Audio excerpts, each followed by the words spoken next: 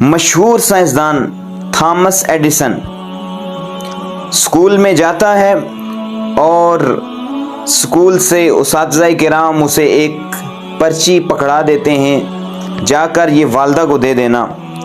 والدہ نے اس پرچی کو پڑھا، ماں کی آنکھوں سے آنسو آنا شروع ہو جاتے ہیں۔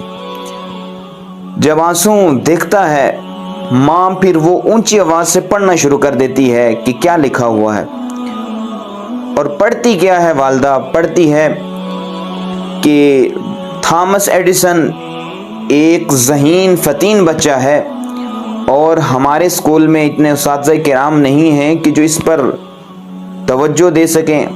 یہ بہت ذہین بچہ ہے، آپ خود اس کو تعلیم دیں۔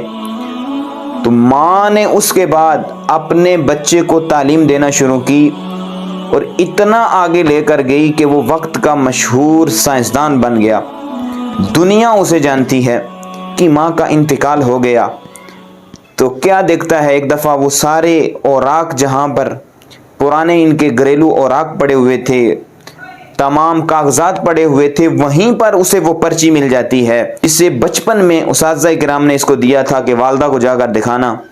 وہ پرچی جب اٹھاتا ہے، وہ سائنسدان پڑھتا ہے، حیران رہ جاتا ہے کہ وہاں پر کیا لکھا ہوا تھا۔ وہاں لکھا ہوا تھا کہ آپ کا بیٹا نہایت کن ذہن ہے، نالائق ہے، اس ادارے میں اس بچے کے لیے کوئی جگہ نہیں ہے۔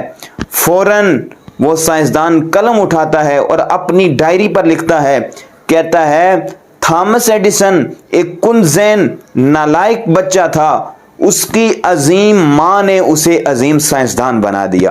اس سے ہمیں پتہ کیا چلتا ہے کہ اگر نالائق سے نالائق بچہ بھی ہو، ماں اگر عظیم اسے بنانا چاہے تو فقط اپنے 2 جملوں سے اسے اس نالائق سے نالائق بچے کو اٹھا کر عظیم دنیا کا سائنسدان بنا دیتی ہے۔